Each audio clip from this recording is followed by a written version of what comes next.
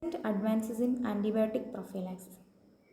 In this paper, it includes introduction, definition, principles of antibiotic prophylaxis, guidelines for prophylaxis, dental procedures, infective endocarditis regimen, antibiotics, and conclusion. Antibiotic prophylaxis. This review article considers the changes in the antibiotic usage over the past 40 years. The aim of antibiotic prophylaxis is to reduce the incidence of infections by preventing the development of infection due to colonizing or contaminating organism. This paper provides a review of current antibiotic usage in dentistry, the changes in the use of drugs over the past 40 years. It is designed to provide scientifically based guidance to clinicians regarding the antibiotic prophylaxis.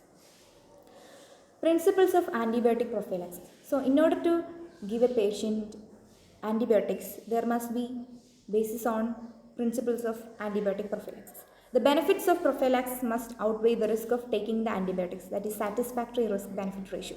The antibiotic must be present in the blood and target tissues prior to dissemination of the organism into the blood. An antibiotic loading dose must be used. The choice of antibiotic must be made on the basis of the single most likely microorganism to cause the infection. So, to give a patient antibiotics, we must know the guidelines. So, 2007 AHA made some guidelines. It says that the highest risk of adverse outcomes is that previous IE, prosthetic valve, CHD, then cardiac transplant with valvopathy. And 2015 ESE guidelines, they says that previous I is also same, and antibiotic prophylaxis considering the procedures involving the gingiva and manipulation of the oral mucosa, we can give antibiotics. And then 2016 NICE guideline, it says that antibiotic prophylaxis must be not routinely recommended. We must reduce the use of antibiotics. Preoperative antibiotic prophylaxis is defined as administration of antibiotics prior to the performing surgery to help decrease the risk of post-operative infection. The routine administration of prophylactic antibiotics is standard in cases in which a patient will have artificial implant like cardiac pacemaker as a part of procedure in bone grafting procedures. Standard antibiotic regimens are routinely prescribed and taken before dental procedures to avoid systemic complications secondary to transient bacteremia caused by manipulation of oral tissues. The timing of antibiotic administration may vary, but the goal of administrative preoperative systemic prophylactic antibiotics is to have the concentration in the tissues at highest at the start and during the surgery. Most significant changes that has affected dental practice over the past 40 years, especially chemoprophylaxis to prevent dental-induced procedures causing infective endocarditis in at-risk patients. The adverse effects from penicillin, especially anaphylaxis, was more likely to kill the patient than if they contracted infective endocarditis. So, Robert demonstrated that every dental event such as toothbrushing and even chewing can produce bacteria of similar magnitude that can be generated from a single tooth extraction. So, AHA on 1997 made an endocarditis prophylaxis. An oral administration, it says amoxicillin of 2 mg, child dose of 50 mg 1 hour before, and clindamycin. If a patient is allergic to amoxicillin, then clindamycin can be given. Then parenteral administration, standard regimen allergic to penicillin, clindamycin, cefazolin. It must be given an IM 30 minutes before or IV immediately before. Then on 2017, ADA modified endocarditis regimen. According to it, orally amoxicillin of 2 gram is given for adults, and for children 50 milligram or per kilogram can be given. And if person is unable to take oral medication, if he is having some tracheostomy or any orthognathic procedures after that, then he can be given ampicillin or cefazolin, and for adults it's 2 gram IM or IV.